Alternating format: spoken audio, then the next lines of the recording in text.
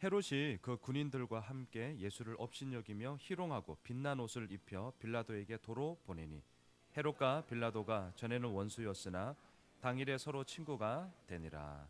아멘. 무리가 다 일어나서 지금 예수님을 빌라도에게 끌고 갔습니다. 무리는 누구죠? 어제 본문에 보면 특별히 22장 66절에 보면 사내들인 공회를 열었던 대제사장들, 장로들, 서기관들 또한 그리고 그 무리들을 추종하던 세력들이 바로 무리들입니다. 이들은 전날 밤에 예수님을 붙잡았고요. 대제사장의 집에서 밤새도록 신문했습니다. 그리고 새벽 미명, 날이 새자 공회를 열었던 사람들은 한 사람도 예외 없이 모두 다 일어나 예수님을 빌라도에게 끌고 갑니다. 자, 2절을 보세요. 2절을 보시면요. 고발하여 이르되 우리가 이 사람을 보매 우리 백성을 미혹하고 가이사에게 세금 바치는 것을 금하며 자칭 왕 그리스도라 하더이다 하니 세 가지를 고발하고 있어요. 세 가지요. 첫째, 예수가 백성을 미혹하고 있다라고 하는 것이죠. 미혹하다라고 해석된 원어를 보니까요. 그릇되게 하다, 타락시키다, 왜곡하다라는 뜻을 가지고 있더라고요. 예수라는 자가 갑자기 나타나더니 이스라엘 백성들을 그릇되게 만들었고 결국 타락시키고 있다라는 이 거리를 가지고 고발하고 있는 것입니다. 가만히 놔두면 안 된다라는 것이죠. 두 번째로 고발하고 있는 것은 로마 황제 가이사에게 세금 내지 말라고 했다라는 명목을 가지고 고발하고 있습니다. 하지만 이 고발 내용이 명백히 거짓이다라는 것을 우리가 누가복음을 묵상한 우리들은 알고 있습니다. 누가복음 20장 25절에서 예수님은 분명히 이렇게 말씀했어요. 가이사의 것은 가이사에게 그리고 하나님의 것은 하나님께 바쳐라 라고 분명히 말했죠. 거짓 고발이는 것을 우리는 알고 있습니다. 세 번째로 고발하는 내용이 무엇입니까? 예수님이 스스로 왕 그리스도다라고 말함으로 로마 제국에 대항하는 정치 세력을 구축하고 있다라는 것을 고발하였습니다. 이들은 나름대로 그럴싸한 고발거리를 가지고 빌라도 총독을 지금 압박하고 있는 것이죠. 백성을 미혹하고 있다, 세금을 내지 말라고 했다, 자칭 왕 그리스도다라고 말함으로 로마 제국에 대항하는 정치 세력을 구축하고 있다. 그러니 어떻게 하라는 거예요? 빨리 처리해라 라고 지금 압박하고 있는 것이죠. 하지만 이 모든 것들이 다 거짓 증거로 예수님을 고발하고 있는 것이고 이들의 탐욕 어린 목적을 이루기 위한 잘못된 술수다라는 것을 우리는 잘 알고 있습니다. 자, 여러분 여기서 우리가 좀 생각해야 될 게 있는데요. 무리가 지금 예수님을 고발하고 있어요. 근본적인 이유를 한번 생각해 보시죠. 왜 고발하는 것일까요? 고발하는 이유가 무엇일까요? 저는 오늘 이 본문을 보면서 한 단어가 눈에 들어왔는데요. 2절을 다시 한번 잘 보세요. 2절을 보시면 이 무리들이 예수님을 고발할 수밖에 없는 그 이유를 한 단어로 이렇게 얘기를 하고 있어요. 2절에 보면 고발하여 이르되 우리가 그 다음이 뭐예요? 이 사람을 보매. 저는 이 사람이라는 이 단어가 그냥 넘어가지지 않더라고요. 자, 잘 보세요. 기득권을 유지하기 위한 이들의 끝없는 탐욕과 이기적인 욕망이 예수님을 구원자가 아니라 뭘로 보고 있어요? 이 사람이에요. 그냥 이 사람이에요. 이 사람. 예수님을 만나서 새로운 생명을 얻었던 그들 모두의 고백은 뭐예요? 예수님은 그리스도예요. 예수님은 구원자예요. 예수님은 다윗의 자손이에요. 예수님은 메시아로 오실 바로 그분이었어요. 그런데 무리들은요, 예수님을 그렇게 안 보더라고요. 그냥 이 사람이에요, 이 사람. 그러니 뭐 하고 있어요? 고발하고 있는 거예요. 그 고발도 진짜 막말로 정당한 근거를 가지고 고발하면 괜찮죠. 그건 정당하니까. 정당한 것도 아니에요. 말도 안 되는 거예요. 거짓된 것을 가지고 고발하고 있더라니까요. 그 이유가 뭐냐? 이 사람이에요, 이 사람. 여러분 참 무섭습니다. 어떻게 보느냐? 정말 무서워요. 어제 목사님도 설교 때 그랬잖아요. 나에게 좋은 사람, 그러니까 내가 좋은 마음을 가지고 있는 사람은 정말 천사예요. 그런데 다른 사람은 그 사람을 악마로 볼 수 있다니까요. 정말 무섭습니다. 우리의 이러한 제한적인 한시적인 부분을 정말 인정하고 나아갈 때에 그나마 균형 잡힌 모습으로 우리가 나아갈 수 있는 것이지, 내가 다다, 이 모습, 이것부터 이 사람으로 보게 되는 거예요. 이 사람으로. 정말 무서운 것을 보게 됩니다.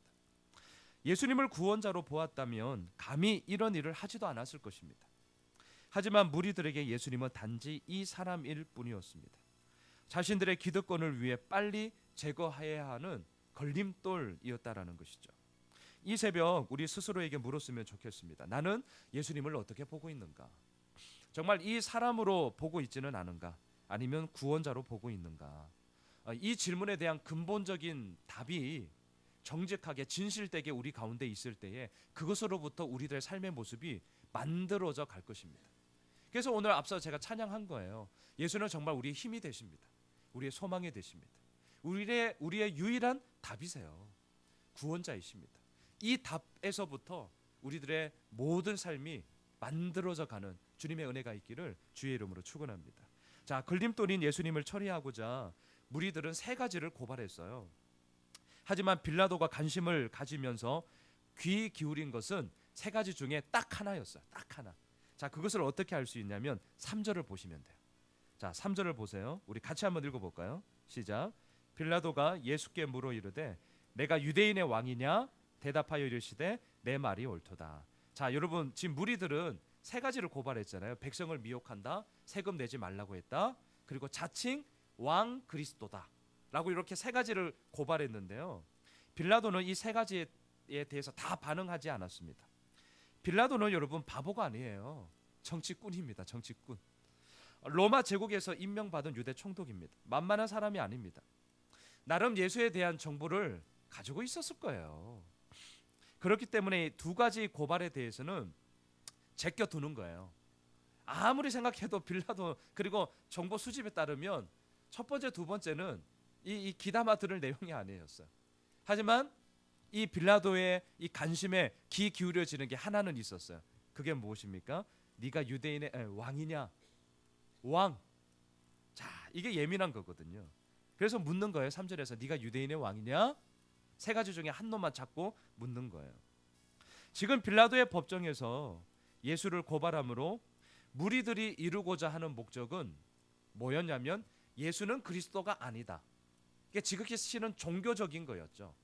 근데 왜냐하면 유대 사회는 종교 사회였기 때문에 자신의 기득권과 자신이 가지고 있던 모든 탐욕이 바로 이것과 결집되기 때문에 예수는 그리스도다라는 것이 지금 이스라엘 가운데 지금 횡행되어지고 있는 얘기잖아요. 그러니까 그리스도가 아니다, 이거를 깨트려야만 이들의 목적이 이루어지는 것이죠. 하지만 빌라도의 관심은 사실 그곳에 있지 않았습니다. 빌라도의 관심은 끌려온 예수가 로마 제국을 반대하는 정치 세력인가 아닌가, 여기에만 관심이 있었습니다. 이 관점으로 예수를 보니까 반란을 주도한 자도 아니에요. 더욱이 무리들이 고발은 하지만 이 고발을 입증하는 증거를 하나도 제시하지도 못했습니다. 그렇기 때문에 빌라도는 판결을 내립니다. 그것이 4절이에요. 여러분 4절을 보세요. 빌라도가 대제사장들과 무리에게 이르되 내가 보니 이 사람에게 죄가 없다. 이게 판결이었습니다. 자, 그러자 무리들의 반응이 어떻습니까? 5절을 보세요. 무리가 더욱 강하게 말하되 그가 온 유대에서 가르치고 갈릴리에서부터 시작하여 여기까지 와서 백성을 소동하게 하나이다. 이걸 보고 한마디로 뭐라고 얘기하냐면 억지라고 얘기합니다. 억지예요, 억지. 내 의견이 상대방에게 먹히지 않으면 답답합니다. 조급해집니다. 그러니까 내 의견을 관철하기 위해서 우리가 할 수 있는 것이 있는데 그것은 더 강한 어조로 세게 얘기하는 거예요. 더 세게. 예수님을 고발한 무리도 지금 마찬가지였습니다. 유죄 판결을 얻어야 되는데 지금 빌라도는 이 사람에게 죄가 없다, 무죄 판결을 내립니다. 그러니 어떡합니까? 더 세게 얘기해야죠. 더 세게. 그래서 오늘 4절에서 5절에서 얘기하는 거예요. 더욱 강하게 말하되. 예수는 유대 땅을 소동케 한 자다. 예수는 반란을 일으킬 만한 잠재적인 위협을 가진 자다 라면서 더 세게 자신들의 의견을 관철하기 위해 말하고 있습니다. 여러분, 정치인들이 제일 두려워하는 것이 여론입니다. 여론의 몰매를 맞으면 자리가 위험해지기 때문에 신경을 쓸 수밖에 없습니다. 빌라도는 정치꾼입니다. 빌라도는 절대 바보가 아닙니다. 가뜩이나 이 유대 지역은 독립성이 강하기 때문에 당시 로마 제국의 신경이 안테나가 높게 서 있던 곳이 바로 유대 지역입니다. 언제 이놈들이 반란을 일으키나, 언제 이놈들이 독립하려고 쿠데타를 일으키나 늘 신경을 쓰던 곳이 이 유대 지역이에요. 그렇기 때문에 여론이 좋지 않다? 그럼 당연히 빌라도의 입지 역시 흔들릴 수밖에 없는 것이죠. 빌라도가 볼 때 무리들이 고발하고 있는 예수는 아무런 죄가 없습니다. 하지만 그래서 놓아주려고 하니까 수많은 무리들이 지금 난리를 치고 있습니다. 그러던 가운데 빠져나갈 거리를 하나 찾게 됩니다. 6절과 7절을 보세요. 빌라도가 듣고 그가 갈릴리 사람이냐 물어 헤롯의 관할에 속한 줄을 알고 헤롯에게 보내니 그때의 헤롯이 예루살렘에 있더라. 빌라도는 정치적으로 승산이 없는 상황에서 예수님이 갈릴리 출신이라는 것을 알고 빠져나갈 방법을 찾게 되었습니다. 그래서 관할 지역에 넘기게 돼요. 관할 지역에. 어디서 많이 들어본 얘기죠. 경찰 지구대 얘기. 우리 관할이 아닌데요. 성경에도 똑같아요. 내 관할이 아닌데요. 실은 유대 총독이기 때문에 다 모든 게 자기 관할이에요. 하지만 분리할 때 관할을 다 찾게 되는 것입니다. 내 관할이 아니네요 하면서 갈릴리 지역을 다스리는 분봉왕 헤롯 안디바에게 이 사건을 떠넘깁니다. 여러분, 빌라도는 예수님이 죄가 없음을 분명히 알고 있었어요. 그럼에도 불구하고 무리들이 반대하고 여론이 좋지 않고 상황이 불리하게 돌아가니까 결국 진실을 묵인하고 회피하고 있습니다. 어제 본문에서는 베드로가 예수님을 부인하더니 오늘 본문에서는 빌라도가 진실을 회피하고 있습니다. 말씀을 묵상하면서 또한 나 자신을 바라보면서 얻게 되는 답은 베드로, 빌라도를 함부로 정죄할 수 없다. 진짜 그거더라고요. 왜냐하면 나 역시 우리 역시 이러할 때가 있기 때문에 그렇습니다. 상황이 불리하면 회피하고 싶어요. 내 입지가 흔들릴 것 같으면 돌아가는 판세가 있잖아요. 돌아가는 판세. 여러분 아시죠? 돌아가는 판세. 판세가 보여요. 근데 이 판세가 나한테 이익이 되지 않으면 피하고 싶어요. 그러면서 우리 마음에 뭐가 있는지 아세요? 굳이 그렇게까지 해야 될까? 소위 말해서 흙탕물에 내 발 담글 필요가 뭐 있냐? 흘러가면 그만인데 이 마음이 들어요. 하지만 우리는 알고 있습니다. 나의 모습이 별 볼일 없기 때문에 부인하는 베드로나 진실을 회피하는 빌라도나 또한 이들을 보면서 오늘도 우리는 주님 앞에 무릎을 꿇고 은혜를 구할 수밖에 없다. 왜요? 우리도 별 볼일 없는 사람이기 때문에 그렇습니다. 정말 그 생각을 하게 됩니다. 이 본문을 보면서 이런 빌라도 이렇게 할 수가 없더라고요. 어제 본문을 보면서 우리 다 마음에 진짜 새기잖아요. 뭐야 저 배신하는 저 베드로 이렇게 할 수가 없어요. 진짜 하나님의 은혜만을 우리는 구하면서 진짜 살아갈 수밖에 없습니다. 오늘도 이 새벽을 깨우며 나가는 이유가 무엇입니까? 바로 이것 때문이잖아요.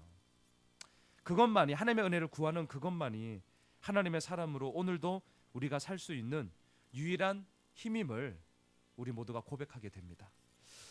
자, 빌라도는 예수님을 헤롯에게 떠넘겼습니다. 그러자 헤롯의 반응을 한번 볼까요? 8절입니다. 우리 8절을 우리 같이 읽겠습니다. 함께 읽을까요? 시작. 헤롯이 예수를 보고 매우 기뻐하니 이는 그의 소문을 들었으므로 보고자 한지 오래였고 또한 무엇이나 이적 행하심을 볼까 바랐던 연고로라. 헤롯은 예수님을 보고 매우 기뻐했습니다. 왜 기뻐하죠? 기뻐하는 이유를 한번 생각해 보세요. 왜 기뻐합니까? 죽을 수밖에 없는 내가 드디어 예수님을 만남으로 구원을 얻는구나. 아니죠. 구원자로 보고 있지 않습니다. 이 사람으로 헤롯 역시 보고 있습니다. 왜 기뻐할까요? 하나님의 나라가 이 땅에 임하였고 그 영광스러움을 예수님을 통해 보았기 때문에? 아니요. 아닙니다. 결코 아닙니다. 헤롯이 기뻐하는 이유는요, 지극히 인간적인 호기심 때문에 그래요. 호기심 때문에. 드디어 내가 궁금했던 거 이제 풀 수 있겠구나. 단지 인간적인 호기심, 궁금함 때문이었습니다. 오늘 그 8절에 보면 그 내용이 잘 나오잖아요. 이는 왜냐하면 헤롯은 예수님의 소문을 오래전부터 들었습니다. 이 소문의 주인공이 과연 어떤 사람인지 너무너무 궁금했고 드디어 보았기 때문에 기뻐하고 있습니다. 또한 들었던 소문이 무엇이었을까요? 죽었던 사람이 살아났더라. 앞을 못 보는 사람이 보게 되더라. 걷지 못하는 사람이 걷게 되더라. 야, 이만큼 놀라운 소식이 어디에 있겠습니까? 양순원 목사가 기도했더니 와, 걷지 못한 사람이 걷게 됐더라. 미어 터질 거예요. 앞을 못 보는 사람이 보게 되더라. 미어 터집니다. 소위 말하는 부흥? 기도 안 해도 올걸요 아마? 소문이 헤롯에게 들린 거예요. 얼마나 궁금했겠습니까? 얼마나. 이 소문을 듣고 헤롯은 그 궁금함을 드디어 풀 수 있겠구나 기뻐하고 있습니다. 여러분, 우리 스스로에게 한번 물어봅시다. 우리는 무엇 때문에 기뻐하고 있습니까? 우리는 무엇 때문에 기뻐하고 있을까요? 때로는 내 손에 움켜잡을 것이 가득가득 막 차고 넘치면 저도 막 절로 막 이렇게 웃게 돼요. 너무 기뻐요. 소위 내 말빨이 다른 사람에게 먹히면 기쁩니다. 빌라도처럼 불리한 상황이 지나가면 기뻐요. 오늘 헤롯처럼 궁금했던 것이 풀리면 기쁩니다. 하지만 이러한 기쁨은 잠시라는 것을 우리는 알고 있어요.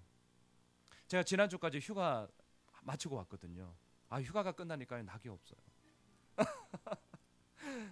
근데 여러분, 우리가 다 알아요. 이런 기쁨 잠시예요. 잠시라니까요. 다 사라집니다. 헤롯은 지금 기뻐하고 있어요. 하지만 이 기쁨이 너무나도 잠시였어요. 자, 9절을 볼까요? 9절. 우리 9절을 같이 한번 읽어보겠습니다. 9절입니다. 시작. 여러 말로 물으나 아무 말도 대답하지 아니하시니. 궁금하면 말이 많아져요. 궁금하면. 헤롯은 호기심과 궁금함으로 여러 말로 물었어요. 근데 예수님의 반응이 뭐죠? 아무 말도 하지 않으세요. 여러분, 이 장면을 한번 잘 생각해 보세요. 헤롯은 여러 말로 궁금했던 것을 이것저것 묻고 있어요. 근데 예수님은 아무 말도 하지 않으세요. 지금 이게 보이세요? 여러 말 앞에 아무 말도 하지 않으세요. 여러 말과 아무 말이 팽팽하게 지금 맞서고 있어요. 저는 이 구조를 보면서 너무 재밌더라고요. 여러 말과 아무 말이 팽팽하게 지금 맞서고 있습니다. 왜 예수님은 아무 말도 하지 않았을까요? 얼마나 할 말이 많겠습니까? 왜 예수님이 얼마나 그 마음속에 답답함, 거짓 증거로 이 난리를 치고 있는 저놈들을 보면서 한 방에 싹쓸이를 해야 되는데 얼마나 답답했겠습니까? 근데 왜 예수님은 아무 말도 하지 않았을까? 헤롯이 여러 말로 묻고는 있지만 그 마음에는 진리에 대한 갈망이 없어요. 잊지 마십시오. 정치꾼입니다. 정치꾼이에요. 꾼. 아무런 관심이 없어요. 진리에 대한 갈망도 없고 이것이 맞는 것인지 그릇된 것인지에 대한 진정성이 없어요. 그냥 단지 궁금함이에요. 그러니 여러 말로 묻고 있지만 주님은 아무 말도 하지 않으시는 것입니다. 헤롯은 자신의 의도대로 예수님이 반응하지 않자 바로 자신의 본색을 드러냅니다. 어때요? 뒷부분에 보면 11절에 보면 헤롯이 군인들과 함께 한 통속이 돼요. 군인들과 함께 헤롯을 업신여깁니다. 희롱합니다. 그리고 빛난 옷을 입혀 빌라도에게 도로 보내고 있습니다. 빛난 옷을 도로 입혀요. 빛난 옷을. 이게 되게 모욕적인 일인 것이거든요. 죄인에게 여하튼 아직 확정 판결은 안 났지만 죄인이잖아요. 구속된 상태잖아요. 빛난 옷을 입힌다는 것은 이미 게임 끝이잖아요. 온갖 모욕과 조롱의 대명사 아니겠습니까? 그리고 보내고 있습니다. 자, 12절을 읽고 마무리하겠습니다. 12절 우리 같이 읽을까요? 시작. 헤롯과 빌라도가 전에는 원수였으나 당일에 서로 친구가 되니라. 서로 이해 타산이 이전은 달랐어요.